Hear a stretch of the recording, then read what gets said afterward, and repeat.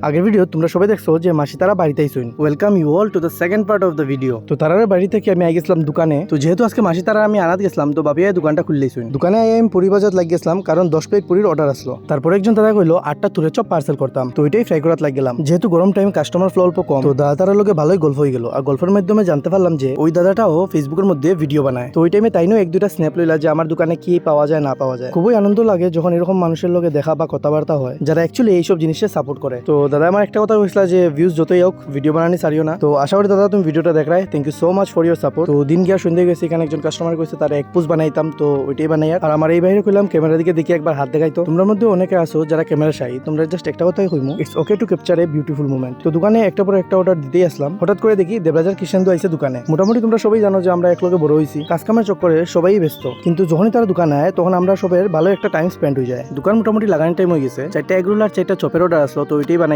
তো চলো আমার ছোট্ট মোটো কিউট কাস্টমারের এগরোলটা খাইতে কেমন লাগলো এটা রিভিউটা লইয়া তোমরা দেখাই। কিরকম লাগছে এগরোল? খুব সুস্বাদু বাবা। লাগছে নি? তোমার নাম কি? শাহনাজ পারভিন। ঠিক নাকি?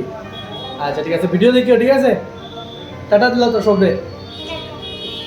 তো আজকের দিনে এটা লাস্ট অর্ডারটা একটু বাল্ক কোয়ান্টিটিতে আসলো, তাহলে গিয়ে রেকর্ড করতে পারছি না, স্টাফ নাই, তাহলে ম্যানেজ করতে একটু অসুবিধা হয়ে যায় আর কি। আজকে লেগে এতটুকুই, দেখাইবো নেক্সট ভিডিওতে। Thank you so much for watching.